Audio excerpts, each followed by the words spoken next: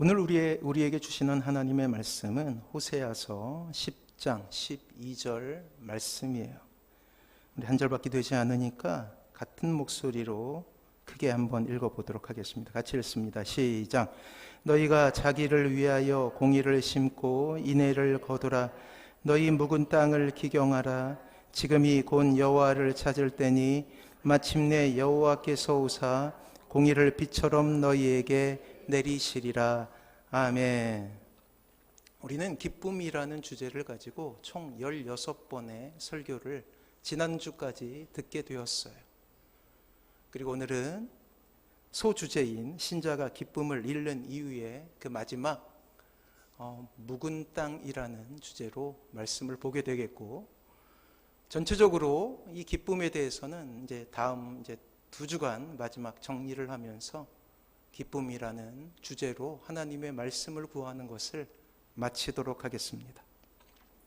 사랑하는 성도 여러분, 우리 인생 가운데 가장 큰 경이로운 일이 있다면 그것은 바로 성령님의 은혜로 하나님을 만나게 된 거예요. 기쁨은 이제 신자의 정서가 됩니다. 이 안에서 신자는 지극한 행복을 경험하게 돼요. 또한 주님께서 보여주신 십자가의 사랑을 경험하며 지금까지 우리를 짝사랑해 오셨던 하나님의 사랑을 느끼게 되죠. 그리고 그 사랑에 감격하게 됩니다. 이때로부터 우리의 인생은 하나님의 사랑에 매인 인생이 되는 거예요. 아무리 이 세상에서 험한 일을 경험한다 할지라도 신자가 하나님만을 바라보게 된다면 우리는 그 안에서 기쁨을 누릴 수 있게 되는 것입니다. 이게 지금까지 우리가 16번이나 기쁨에 대해서 알아본 결과 아닙니까?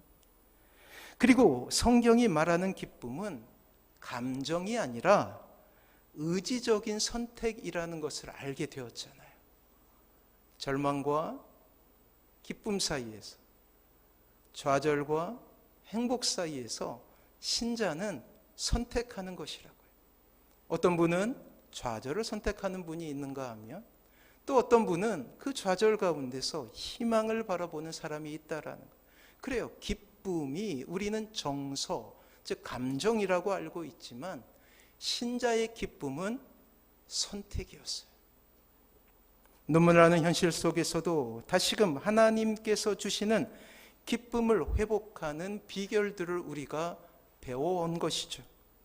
하지만 우린 지난 8번의 설교를 통해서 이러한 기쁨을 누리는 신자 가운데서도 또한 기쁨을 잃게 되는 이유가 있음에 대해서도 알게 되었죠. 영적 전쟁, 패배의식, 고난, 낙심, 불행, 환난, 눈물, 가족 구원이라는 신자에게도 벅찬 그러한 눈물의 이유가 있음에 대해서 우리는 알게 되었다라는 것. 여러 가지 기쁨을 잃게 되는 원인들의 속수무책, 신자도 기쁨을 잃을 수 있음에 대해서 알게 되었죠. 또한 이 외에도 육신의 질병, 혹은 비교의식, 또한 배반 등 수많은 이유와 그리고 상황 때문에 신자는 기쁨을 잃을 수도 있음에 대해서 우리가 깨닫게 되었어요. 이 안에서 신자도 기쁨을 잃고 낙심과 낙담 속에 절망할 수 있음에 대해서 알게 되었죠. 물론 그 안에서의 해답도 우리가 구했습니다. 오늘 이 기쁨 시리즈를 마무리하며 지금까지 우리가 살펴보았던 여러 가지 슬픔의 원인들, 기쁨을 앗아가는 여러 가지 이유들을 신자가 만약 방치하게 되었을 때 우리의 영혼에 어떠한 영향을 미치는가를 우리가 한번 알아보려고 해요. 오늘 본문의 기록자인 호세아는 선지자이죠. 구약의 선지자들 가운데도 드물게 북왕국 이스라엘에서 예언을 했던 선지자예요. 그는 주전 700년대 중반 이스라엘의 왕 여호로보암 2세 때 선지자로 부름을 받게 됩니다. 이후 이스라엘의 마지막 왕 6명을 거치면서 무려 40년 동안이나 하나님의 예언자가 되어서 이 땅에서 활동했던 그러한 위대한 선지자예요.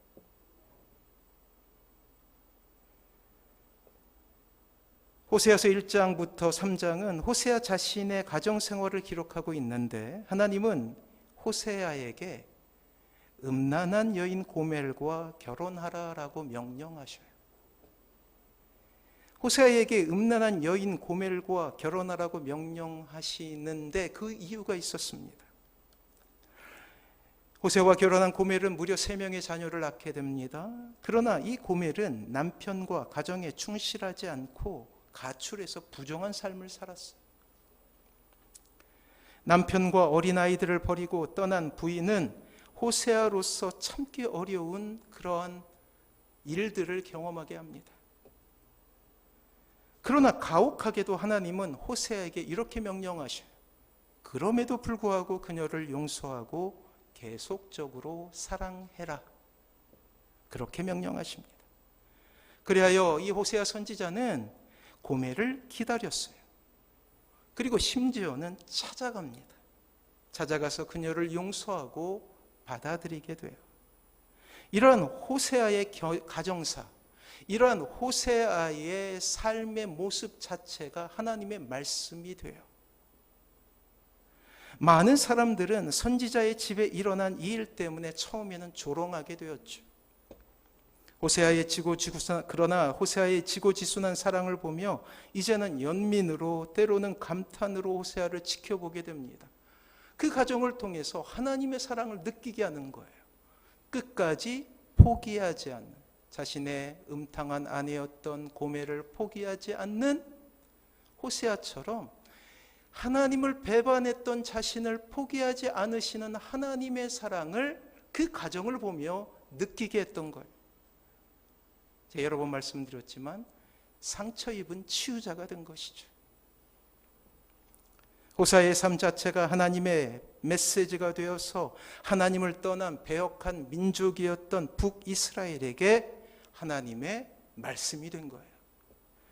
음탕한 아내 고멜은 하나님께서 살아계심에도 불구하고 하나님을 배반하며 떠나가 가나안의 우상을 섬김으로 하나님을 욕보인 북이스라엘을 상징하고 있었던 거예요. 그리고 고멜을 끝까지 사랑으로 기다리는 호세아는 바로 백성들을 사랑하시는 하나님이셨던 것이죠. 그렇습니다.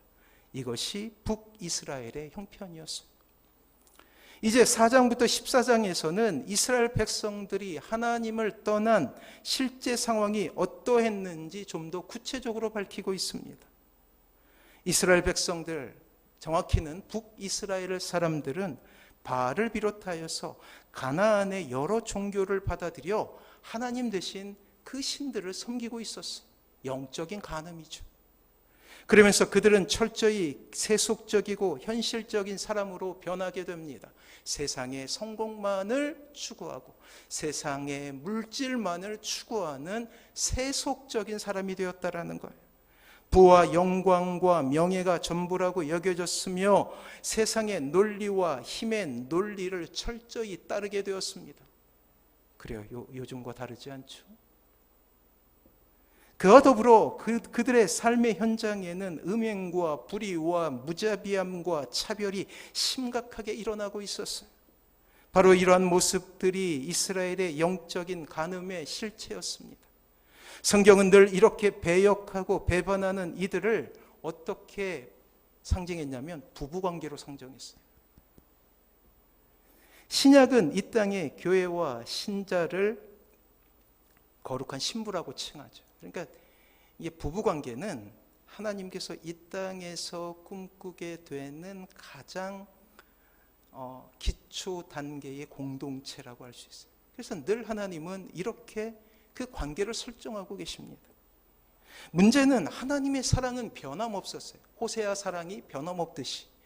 그런데 배반하고 떠나 스스로 절망과 눈물과 한숨을 선택한 이스라엘이 문제였다라는 거예요. 사랑하는 성도 여러분, 그렇습니다. 신자에게 신앙의 위기는 하나님 외에 다른 것에서 기쁨을 찾으려는 그것부터 시작하는 거예요.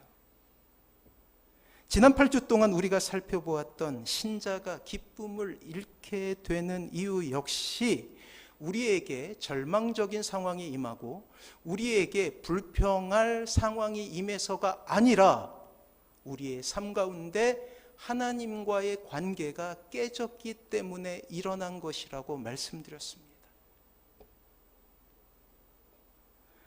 만약 우리가 은혜로 우리의 인생이 아름답게 수놓아졌을 때 세상의 기쁨은 우리의 눈에 보이는 행복이 아니었죠. 세상에서 말하는 행복이 진짜 행복이 아니란 걸 그때는 깨닫고 있었잖아요. 단지 우리에겐 하나님께서 나와 함께 하신다는 그 이유만으로 기뻐할 수 있었어요. 새벽 아무도 일어나지 않는 그 기도의 시간은 우리의 인생 가운데 가장 달콤한 시간이 되어버렸습니다. 예배, 특별할 것 없는 그 한 시간의 여정은 늘 우리에게 감동과 감격이 되었죠. 오직 하나님과 나와의 관계만 있었으며 그 안에서 형용할 수 없는 기쁨을 누릴 수 있게 되었습니다. 하지만 우리에게 찾아온 여러 가지 절망의 이유에 속수무책 어찌할 수 없는 좌절 가운데서 하나님만을 바라보는 그 초점을 잃게 되면 우리의 삶 가운데서도 기쁨이 사라지게 되는 거예요. 원인은 우리에게 절망을 주었던 그 일 때문이 아니라 하나님을 향한 초점을 잃어버렸기 때문이라는 거예요. 은혜 가운데 보이지 않았던 여러 가지 일들이 우리의 시선을 사로잡습니다. 우리를 어렵게 하는 사람들의 모습이 드디어 보이기 시작해요. 그들의 험담은 우리의 귀에 들리게 됩니다. 하나님만 바라봤을 때는 느끼지 못했던 그러한 일들이 눈에 보이고 들리지 않았던 것들이 들리게 되는 거예요. 영적 전쟁은 늘 우리에게 버거운 싸움이었고 패배주의라는 상처는 우리에게 또 다른 패배의 두려움을 줍니다. 고난은 우리에게서 눈물을 나타내고 낙심은 우리의 삶 가운데서 살아갈 수 있는 의지를 박탈해가는 거예요. 불행은 불청객처럼 우리의 인생에 찾아와 절망을 주고 환난은 우리의 힘으로 어찌할 수 없는 참으로 무기력함을 선사하며 늘 이러한 상황 속에서 우리는 하염없이 눈물을 흘리고 때로는 하나님을 원망하게 되지요. 늘 행복을 줄 것 같던 가족은 우리의 인생을 참으로 비참하게 할 수도 있다라는 거예요. 이뿐입니까? 하나님의 기쁨이 사라진 신자에게 이 세상에서 경험하게 되는 모든 것은 다 시험이요, 고통이요, 좌절이 된다라는 거예요. 사랑하는 성도 여러분, 인정할 수밖에 없는 사실은 신자도 기쁨을 잃을 수 있다라는 사실이에요. 이것부터 인정해야 돼요. 아무리 오랫동안 신앙생활 해도 기쁨을 잃을 수 있다. 여러분들의 삶을 돌이켜 보십시오. 인생 가운데 기쁨을 앗아가는 수많은 이유들이 마치 숨겨진 쥐레처럼 펑펑 터지며 여러분들의 인생을 괴롭게 한 것은 아닙니까? 전혀 예상하지 못한 순간에 전혀 기대도 하지 않았지만 우리를 힘들게 하고 또 우리를 울게 했던 바로 그러한 경험들 말이에요. 이제 이런 기쁨이 소멸된 신자의 인생은 지금까지 지극한 기쁨을 주는 신앙의 방편마저도 부인하게 돼요. 방치해서는 안 되는 거예요. 제가 오늘 하고 싶었던 이야기는 신자가 기쁨을 이룰 수도 있는데 방치해서는 안 된다라는 거예요. 그렇게 되면 지극히 기쁨을 주던 예배는 짐이 되어버립니다. 기도의 시간은 하나님의 침묵을 경험하는 참으로 고통스러운 시간이 돼요. 이제 하나님에 대한 사랑도 교회에 대한 애정도 모두 부담스러운 짐이 되어버리는 거예요. 그래서 코로나19는 교회적으로 보면 그 어느 시대가 감당할 수 없었던 커다란 재앙인 것 같아요. 신자에게는. 이 모든 것을 한 단어로 요약할 수 있는데 그게 바로 영적 침체예요. 영적 침체. 오늘 본문을 통해 호세아 선지자는 그것을, 영적 침체를 묵은 땅이다라고 그렇게 표현하죠. 한번 읽어보겠습니다. 12절. 오늘 말씀이에요. 같이 읽을게요. 시작.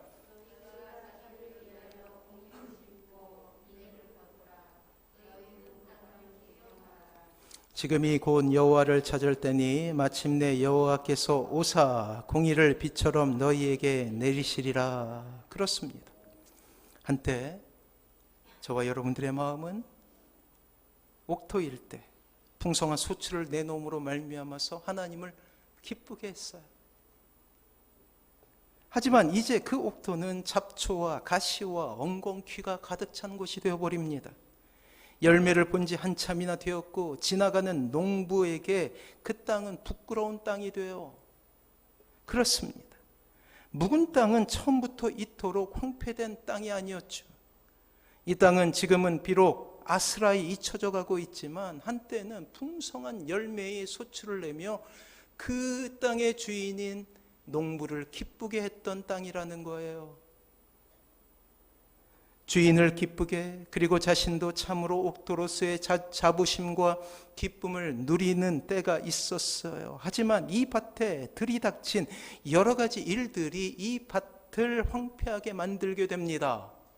자신이 게을러서 있기도 하지만 천재지변이나 날씨가 좋지 않아서 외부적인 그런 이유로 인하여서 이 땅이 황폐화될 수 있어요. 겨울의 차디찬 바람은 옥토에게는 상처입니다. 여름의 뜨거운 태양은 땅 속에 있었던 모든 수분을 증발시키죠. 수많은 잡초들은 땅의 영양분을 다 빨아들입니다. 그리고 이제 옥토는 묵은 땅이 되어버렸어요. 영적 침체, 이 묵은 땅, 여러분들의 마음 가운데 지금 어떠한 모습인지는 모르겠지만 이 단에 설교하는 저 역시 묵은 땅이 될 수도 있음을 경계해야 된다라고 저는 마음속으로 고백하게 됩니다. 영적 침체는 하나님을 향한 열렬한 마음을 잃어버릴 때 나타나는 증상입니다.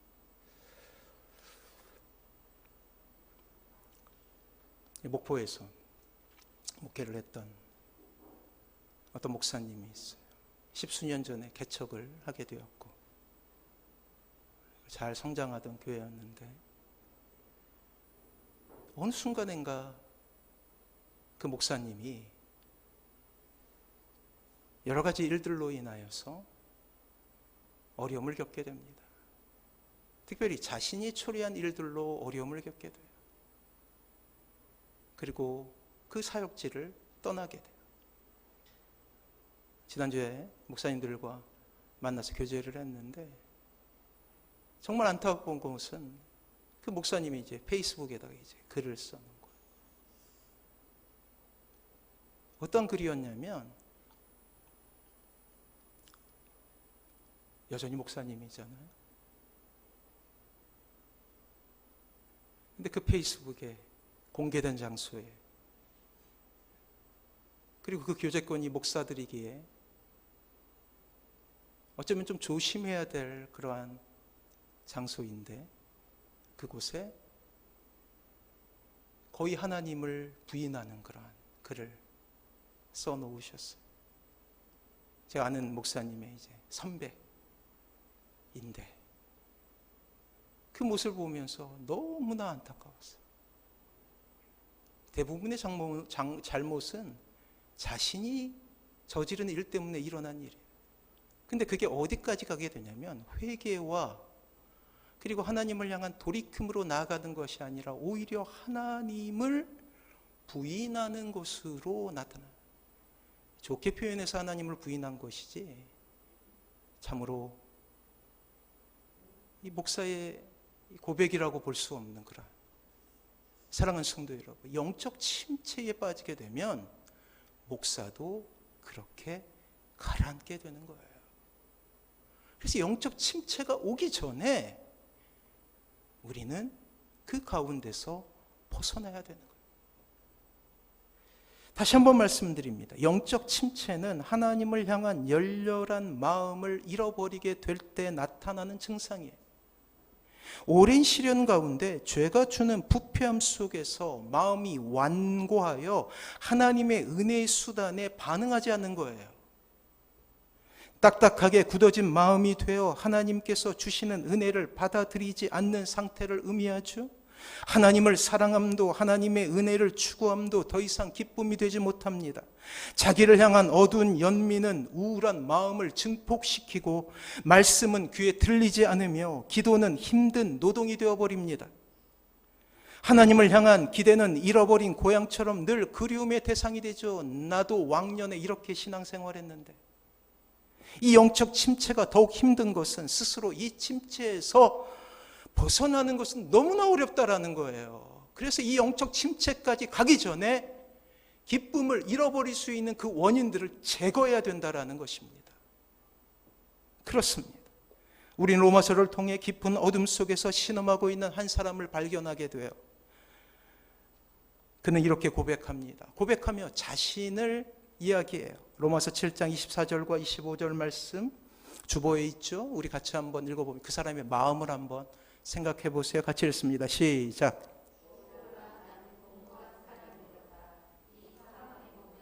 누가 나를 건져내랴. 우리 주 예수 그리스도로 말미암아 하나님께 감사하리로다.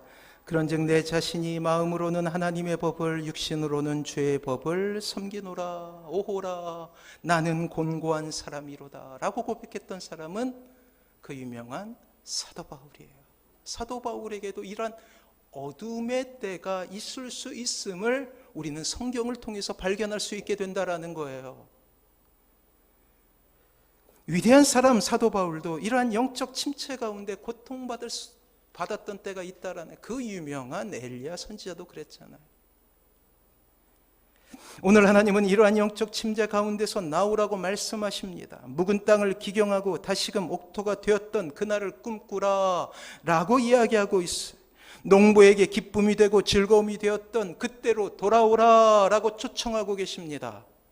오늘 묵은 땅이 다시금 옥토가 되는 과정을 하나님은 이 한 구절 속에 보이고 계셔요. 그럼 어떻게 돌아갈 수 있느냐? 영적 침체 가운데서 우리가 어떻게 다시금 기경한 땅이 될 수 있느냐? 다시 12절 말씀 같이 한번 읽어볼게요. 같이 읽습니다. 시작. 너희가 자기를 위하여 공의를 심고 인애를 거두라. 너희 묵은 땅을 기경하라. 지금이 곧 여호와를 찾을 때니 침례 여호와께서 오사 공의를 비처럼 너희에게 내리시리니. 자, 우리는 12절 말씀을 통해서 이 말씀을 분석하며 영적 침체에서 벗어나서 옥토가 되는 놀라운 하나님의 방법 하나를 배우게 돼요. 그래요. 묵은 땅에 대한 하나님의 처방전은 기경이에요. 기경. 봄이 되면 농부가 논이나 밭에 작물을 심기 전에 반드시 거치는 과정이 있어요. 그것은 굳어진 논이나 밭을 쟁기 등으로 갈아엎는 거예요. 우리나라 같은 경우에는 춘분을 기점으로 기경하게 됩니다. 왜냐하면 이제 얼었던 땅이 녹게 되잖아요. 그래서 춘분을 기점으로 이제 농부가 이제 밭을 갈게 되죠. 춘분이 다가오고 대추 위로 봄 아지랑이가 막 피게 되면 농부들은 소를 앞세우고 쟁기를 들고 밭이나 논으로 가게 됩니다. 굳은 땅은 거름을 뿌리고 여러 번 갈아엎어야 돼요. 그래야 토양이 부드러워지고 작물의 뿌리가 잘 뻗으며 수분과 영양분의 흡수작용을 촉진시킬 수 있기 때문이죠. 그러나 이 기경이란 말 속에는 날카로운 연장을 가지고 갈아엎는다라는 뜻을 가지고 있어요. 특별히 아무리 건강하고 생활 근육이 있는 농부라 할지라도 누구를 대동하냐면 옛날에 우리의 선조들은 소를 대동했어요. 나의 힘으로는 되지 않는 거예요. 짐승의 힘을 빌리게 되는 것이죠. 사랑하는 성도 여러분, 우리가 먼저 인정할 것이 있습니다. 딱딱하게 굳어진 마음, 이 굳은 살을 제거하는 방법은 결코 쉽지 않다라는 거예요. 그래서 영적 침체가 오기 전에 빨리 돌아와야 되는 거예요. 이 영적 침체, 20년부터 시작된 이 한국 교회가 경험하고 있는 거예요. 코로나19라는 이 엄청난 재앙 가운데서 이 땅은 영적 침체를 경험하고 있어요. 잘 믿던 많은 사람들이 교회를 떠났어요. 저희가 가장 이제 심할 때 개척한 교회거든요. 더 이상 하나님을 찾지 않는 시대가 되어버렸어요. 찾지 않고도 아무런 문제가 없는 듯이 살아가는 많은 사람들이 있어요. 영적 침체에 빠져 한국교회 전체가. 다시 한번 말씀드립니다. 딱딱하게 굳어진 마음의 굳은 살을 제거하는 방법은 결코 쉽지 않아요. 우리의 삶 가운데 좌절과 절망이라는 기쁨이 사라지는 이유가 있을 때 빨리 돌아와야 되는 거예요. 그것을 방치하게 되면 영적 침체가 되는 것이죠. 농부의 땀의 대가와 소의 노동력을 빌리지 않으면 가능하지 않는 참으로 어려운 작업이라는 거예요. 더욱이 사람의 마음이 굳어졌다면 이를 옥토로 만드는 과정은 참으로 지나는 과정을 거쳐야 합니다. 그렇다면 기경한다는 것은 무엇을 의미할까요? 오늘 본문은 그것을 여호와를 찾는 것이다 라고 표현해요. 영혼을 기경한다는 것은 여호와를 찾는 것, 곧 하나님을 추구하는 거예요. 힘들지만 나오는 거예요. 힘들지만 기도하는 거예요. 힘들지만 예배에 동참하는 거예요. 오늘 여러 가지 교회에 나가지 못할 100가지 이유가 있지만 그것을 감수하고 주님께 나오는 거예요. 죽으라는 말은 목적을 이룰 때까지 끝까지 뒤쫓아간다라는 의미를 가지고 있어요.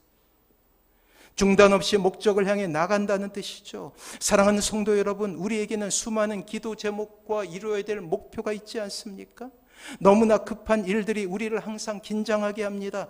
하지만 우리의 인생 가운데 다시금 하나님을 회복하고 그 사랑을 다시금 찾는 것보다 중요한 일은 없다라는 거예요. 방치하면 어떻게 된다고요? 묵은 땅이 되는 거예요. 첫 번째 우선순위가 되어야 되는 것이죠.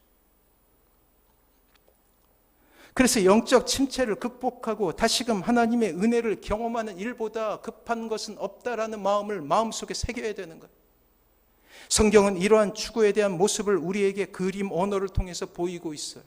시편 42편 1절에 보면 이러한 말씀이 있죠. 같이 한번 읽어볼까요? 같이 읽습니다. 시작.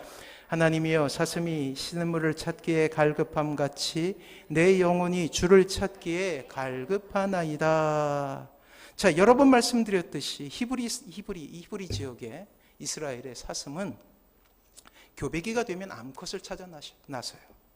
이때 숫사슴은 암컷을 찾지 못하게 될 때에 극심한 갈증을 느끼게 됩니다. 만약 이때에 물을 먹을 수 있는 시냇물을 찾지 못하게 되면 심지어 어떤 일이 일어나게 되냐면 죽게 돼요. 영적 침체가 무서운 이유예요. 이와 같이 신자가 자신의 마음밭이 묵은 땅이 되었을 때 반드시 이 영적인 문제를 죽고 사는 문제로 인식할 필요가 있다는 거예요. 하나님을 추구한다라는 의미에는 바로 이러한 간절함을 담고 있어요. 그래서 그 찬양이 있죠. 사슴이 시냇물을 찾기에 갈급함 같이. 사랑하는 성도 여러분, 이 예배의 시간이 이렇게 하나님을 회복하는 시간이 되길 바랍니다. 영적 침체에 놓여 있다면 몸부림치십시오.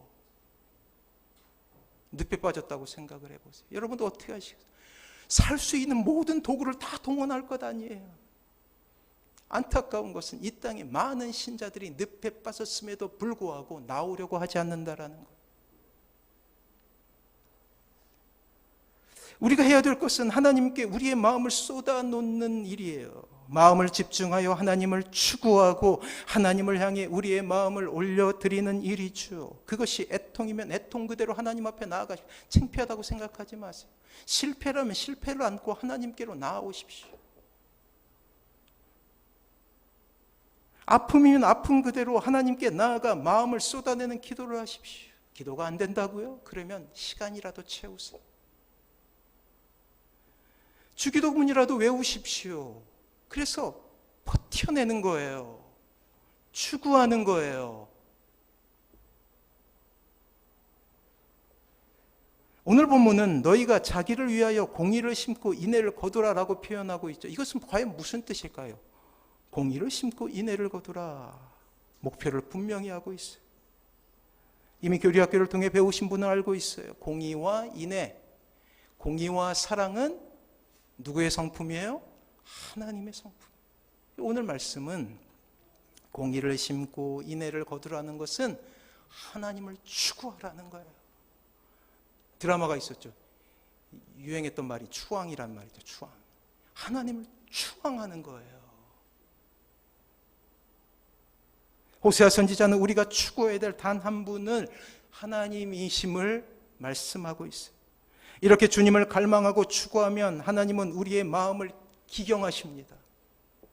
다시금 예전의 옥토로 우리를 만들어 주시고 이 안에서 신자는 진정한 기쁨과 행복을 누리게 되는 거예요. 이기적으로 생각하시라고요. 신앙을.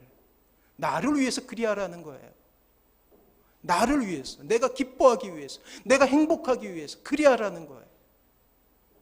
교회를 위한다? 세계 선교를 위한다? 버려버리세요. 나를 위해서 그리하세요. 나를 위해서. 이 위대한 하나님의 방편으로 다시금 일어나시는 사랑하는 모든 성도님들 되시길 바랍니다. 그래요. 사랑하는 성도 여러분, 우리의 인생 가운데 진정한 기쁨은 하나님밖에 없어요. 그리고 그 외에는 다 보너스예요. 있어도 되고 없어도 되는. 놀라운 것은 우리의 아버지 되신 하나님은 결코 신자를 버리지 않는다라는 사실이죠. 모든 기쁨의 회복은 이러한 하나님을 신뢰로 바탕으로 이루어지게 되는 것입니다. 하나님께서 여러분들의 인생 가운데 이러한 기쁨을 회복시켜 주실 거예요. 그런데 우리가 해야 될 일도 있다고요. 하나님 앞에 나아가는 것, 하나님을 추구하는 것, 하나님을 추앙하는 것. 끝까지 우리를 포기하지 않으시는 하나님을 신뢰하는 것. 자, 이제 말씀을 마치면서 한 가지 예화를 여러분들에게 말씀드려 볼까요? 미국의 한 시골에 아들만 5을 둔 부부가 있었어요. 부부는 아이들을 똑같이 잘 보살폈는데 유독 한 아이는 자존감이 약하고 몸도 약했대요. 아무리 칭찬해줘도 소용없고 오히려 갈수록 점점 더 소심해져요. 도저히 안 되겠다고 생각한 아이 아버지는 이 5명의 아이들을 데리고 산으로 올라갑니다. 그리고 한 그루씩 나무를 심게 했어요. 그리고 1년이 지난 뒤 가장 나무를 잘 기른 아이에게는 특별한 상을 주겠다라고 그렇게 제안을 해요. 그러나 이 소심한 아들은 다른 자녀들과 다르게 아예 나무를 가꿀 생각도 안 해요. 이 아이를 위해서 마련한 이벤트인데. 그런데 1년이 지나고 다시 산에 올랐는데 놀랍게도 다른 네 아들보다는 이 한 아이, 나무를 돌보지 않았던 이 소심한 이 아이의 나무가 가장 아름답게 자라나 있었어요. 그 이유를 알고 보니 이해가 가요. 아버지는 아들에게 소원을 물으며 나무를 이렇게 잘 자라게 하는 모습을 보여줘서 아들에게 자신감을 심어주려고 했던 거예요. 그래서 아들들이 모르게 혼자 와서 그곳을 갈아엎고 거름도 주고 했어요. 이 아이가 나중에 그 이야기를 듣습니다. 그리고 아버지의 바람대로 훌륭한 식물학자가 아니라 이 아이는 나중에 미국의 대통령인 루즈벨트가 돼요. 루즈벨트는 그때 아버지가 자신에게 자신감과 꿈을 심어 주었기에 내가 지금 이 자리에 있을 수 있다라고 고백하게 되는 거예요. 사랑하는 성도 여러분, 하나님을 추구하십시오. 추앙하십시오. 그러면 우리 아버지 되신 그 하나님께서 밭을 갈아주셔요. 물을 주셔요. 나무가 잘 자랄 수 있도록 해주신다라는 거예요. 지금 이 시대에 하나님께서 요구하시는 것은 바로 그것입니다. 교회의 회복이에요. 여러분들의 가정의 회복이에요. 그 첫 번째 방법은 하나님을 추구하는 거예요. 추앙하는 거예요. 아버지의 그 사랑을 깨달은 자녀는 다시 일어설 힘을 얻고 기쁨으로 충만하게 되어서 결국은 한 나라를 이끄는 루즈벨트라는 그러한 대통령이 되었음을 우리는 기억해야 되는 거예요. 오늘도 날 사랑으로 자녀로 삼아주신 하나님의 사랑으로 일어나십시오. 사랑하는 성도 여러분, 세상이 모든 기대를 접는다고 할지라도 아버지 되신 우리 하나님은 결코 우리를 향한 기대를 접지 않으십니다. 이것이 바로 우리가 믿는 하나님. 그래서 우리는 아버지라고 부르잖아요. 그리고 오늘은 다시금 그렇게 하나님을 회복하는 첫날이 될 거예요. 그리고 이날은 바로 우리의 인생 가운데 참된 기쁨을 회복하는 날이 될 것입니다. 그리고 그 사랑 안에 서서 하나님의 기쁨을 누리게 될 거예요. 사랑하는 성도 여러분, 이 놀라운 하나님의 말씀에 응답하시는 모든 성도님들 되시길 주님의 이름으로 축원합니다.